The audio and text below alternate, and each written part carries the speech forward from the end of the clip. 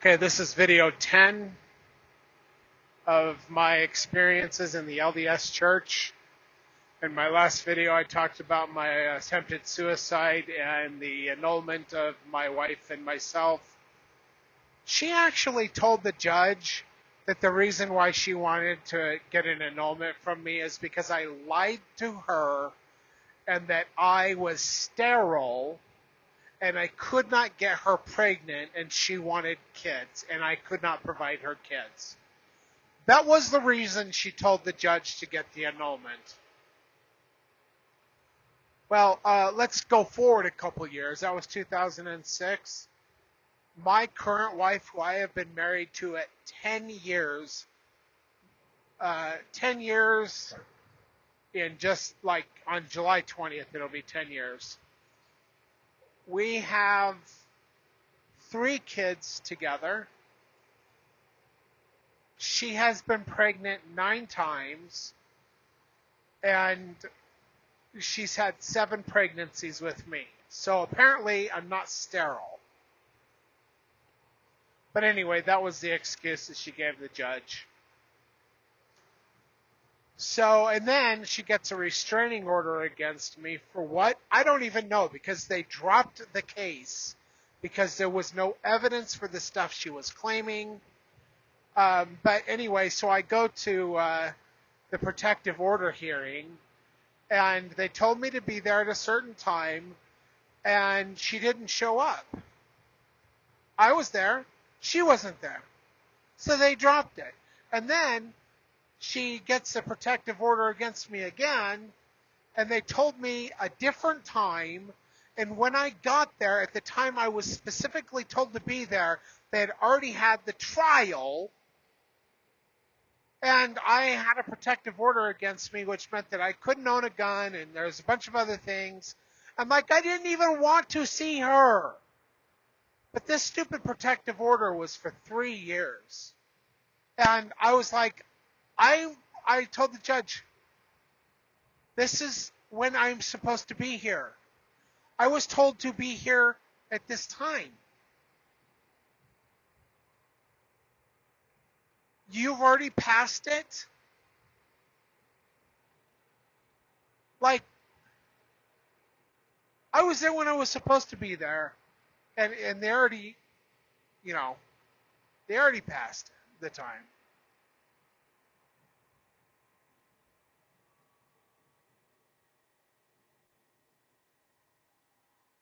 Anyway, so not long after that, I actually, everything's such a blur in between 2006 and 2008. I don't even know. I was in a mental institution for a while after my attempted suicide. And that's where I got diagnosed with PTSD and borderline personality disorder and severe depression. And honestly, it was a good place for me to be, because I was so screwed up in my head about all the stuff. And I literally had a complete nervous breakdown. Anyway, I stopped going to church.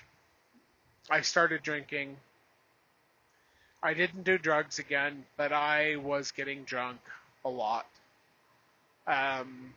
For 4 years, my life was so messed up.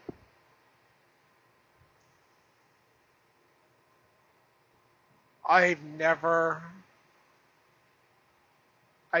been the man that I was before I got married to Rebecca Lindbergh. There's something broke in me when that happened. I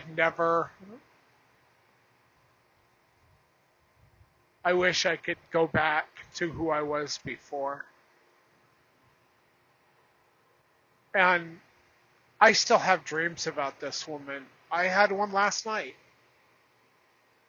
I had a dream that I just accidentally came across her in some public place, and I was like, Rebecca.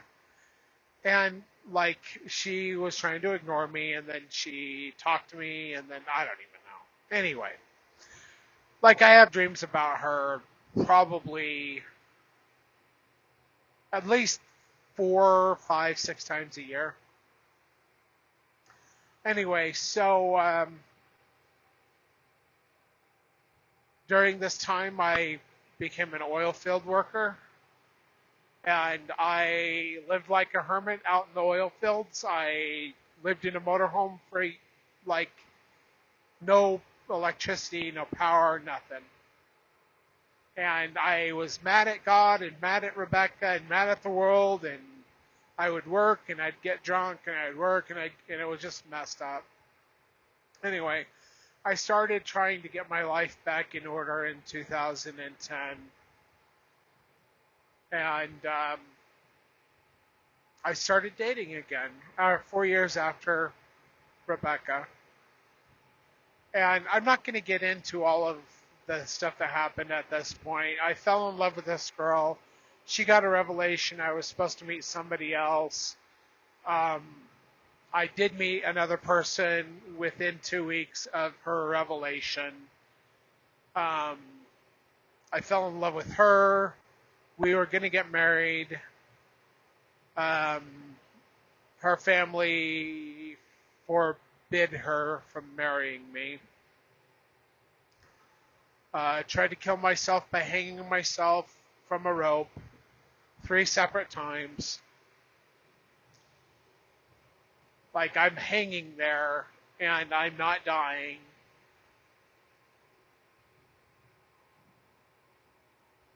I took 5,000 milligrams of tramadol. Right before I passed out, I felt God lay his hands on my head. I woke up 7 hours later. I took 5,000 milligrams of tramadol. I realized that I'm not going to die, that I can't die. Like I've been blown up, I've been shot at 4 times, I've been stabbed, I've tried to commit suicide a number of times, I've been in a lot of really bad accidents, like close calls, and just I could go on and on. Apparently, God is intervening in my death, keeping me alive. So I decided, you know what? I need to go back to the happiest place that I had as a childhood, which was EK Island, which is right by Okinawa, Japan, where I lived when I was 10 years old. Well, I can't go there.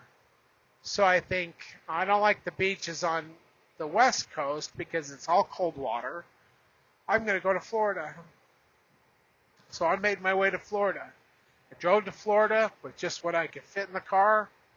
And I was homeless in my car for like a month in Florida. And eventually worked my way up out of being homeless by working day labor jobs. And I got my mind together. In March of 2012, I got the inspiration that I needed to join the sister site of LDS Mingles, which is called LDS Singles. And I met my wife, Kimberly, there. Of course, I did not know that I was going to meet her. I was not interested in getting married. I decided that I was just going to be single for the rest of my life, and that would be fine with me. So I will have to talk about that in my next video. And by the way, we've been married for 10 years, and I love her to death. She is so good to me, and I am so happy to be her husband. And I'll come back to that in the next video.